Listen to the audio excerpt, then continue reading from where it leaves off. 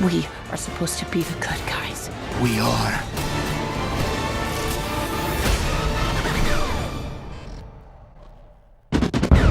First up, let's talk about the animation. Now, you might be saying, bro, you always talk about the animation. What's new in that? Just stop.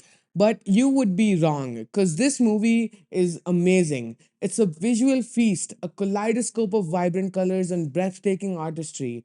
Each frame in this movie is so beautiful that if I could have it, I'd print it out and hang it on my wall like a painting. That's how good it looks.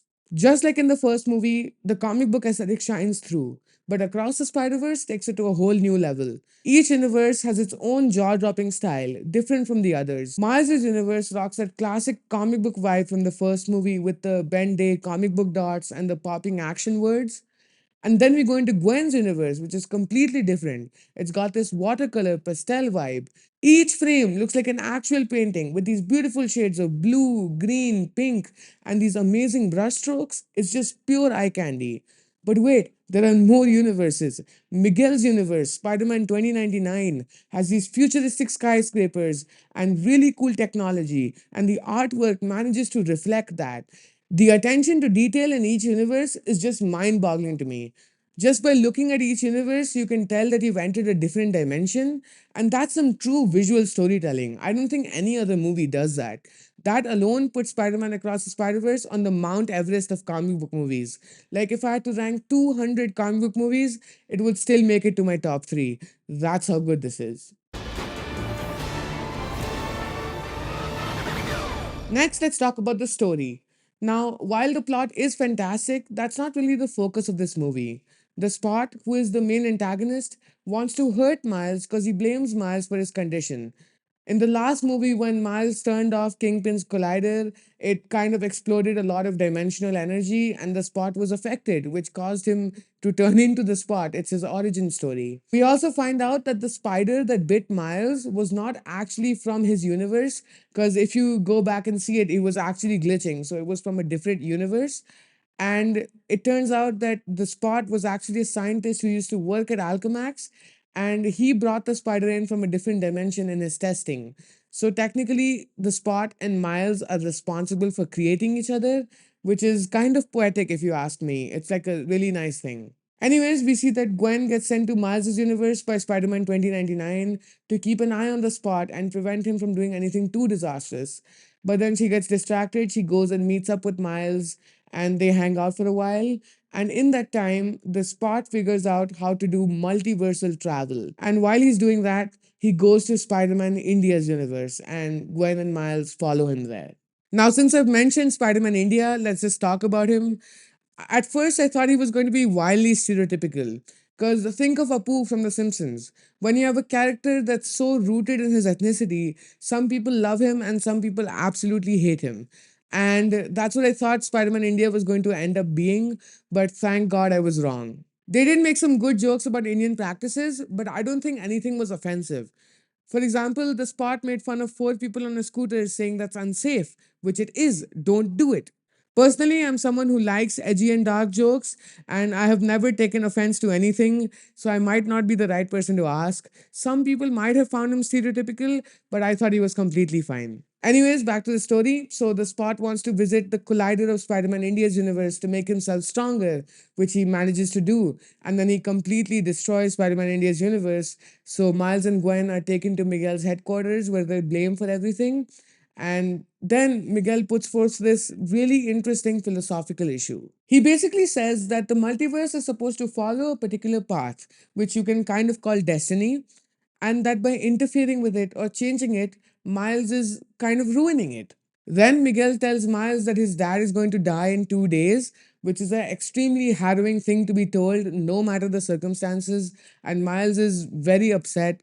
He wants to go back home and prevent it, but Miguel won't let him. Then, pretty much the rest of the movie is Miles running from Miguel, trying to get home, until the ending, where something very interesting happens, and I'll discuss it in just a second. But you might be wondering, with such a huge and exciting plot, why am I saying that the plot doesn't matter?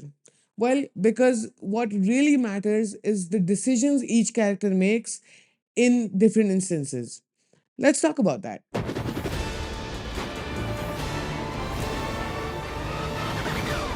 First up, let's talk about Miles because he's kind of the main character around here. He's really under a lot of pressure with school and being Spider Man, and you can kind of feel that he's suffering because of that. Then Miles has a great conversation with his mother, which is one of the best scenes of the movie, where they talk about how she needs to let him go and do what he wants as long as he comes back, both emotionally and physically. It really talks about how you shouldn't let your passion go because of someone else's decision, no matter who that person is. And that's really the first lesson that Miles teaches you. Now, for the second lesson. In the beginning of the movie, Miles was really prioritizing Gwen over his family and his responsibilities.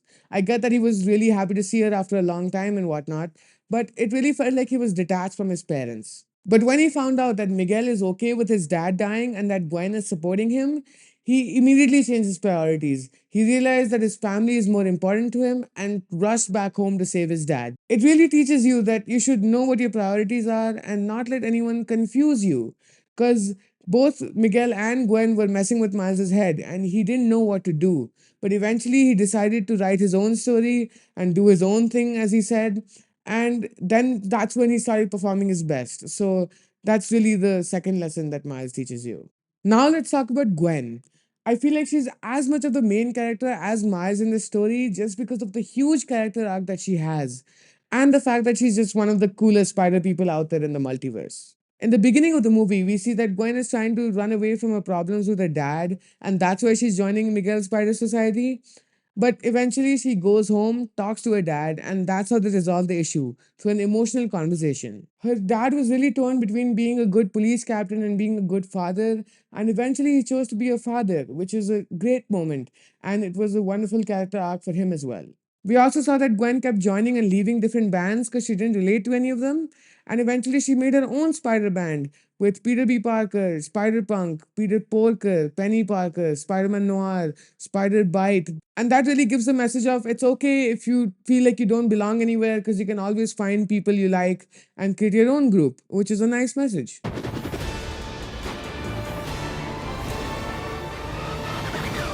Now let's talk about the ending, the darkest part of this movie. Miles uses the go home machine to, well, go home, great name, and he reaches home and then he finds his mom and makes this really moving speech about how he's Spider Man.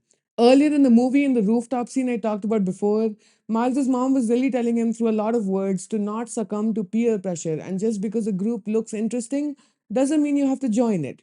And right now, Miles was so proud because he followed his mom's advice. And not only did he do that, he managed to defeat Miguel and his group.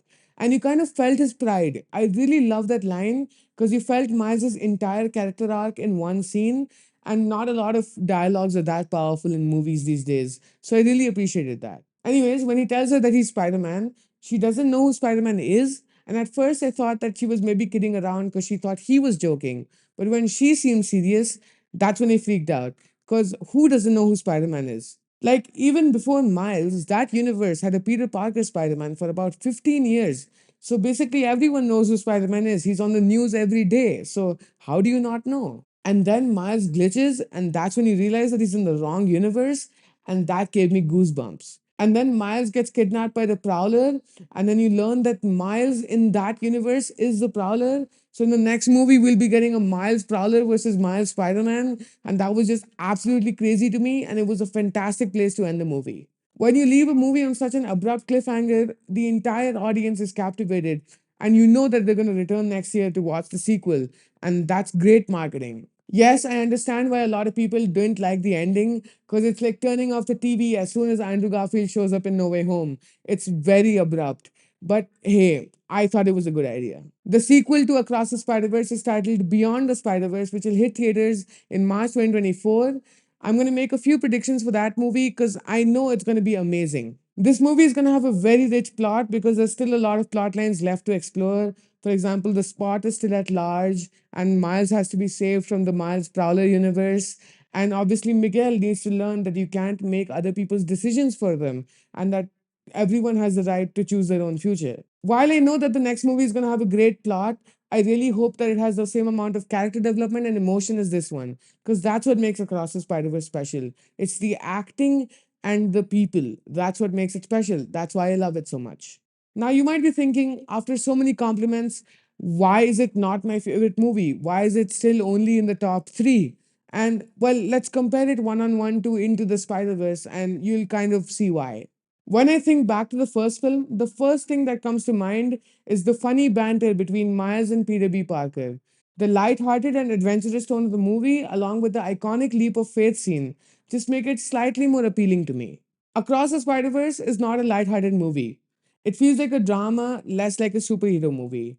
Like if someone said that The Godfather was their favorite movie, I would tell them to watch Across the Spider Verse. They feel like the same genre to me. This movie is really thought provoking and it gets progressively darker towards the end. Like when we're in the Miles Prowler universe, I had this uneasy feeling in my stomach that Miles is in the wrong universe and that he just wants to get home. You feel it.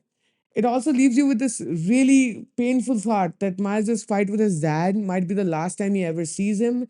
And just to leave you with a painful thought like that is not the sign of a light-hearted movie. If you haven't seen this movie yet, I urge you to go watch it now. It may appear to be a kid's movie, but it offers something to audiences of all ages. You can relate to it if you're a kid, you're a teenager like me, or even if you're more of the parental age. It offers something to everyone. It's so different, it teaches so many valuable lessons, and I give it a 7 out of 5. That's right, a 7 out of 5. Anyways, that's it for this video. Thanks for hanging out with me for so long. Also, please subscribe to the channel. Get me to 250 subscribers by the end of the year. Just click on this and it'll be done. You'll get updates for when my videos are up, and I promise I'll entertain you. Alright, thanks for watching this one, and yeah, I'll see you in the next one.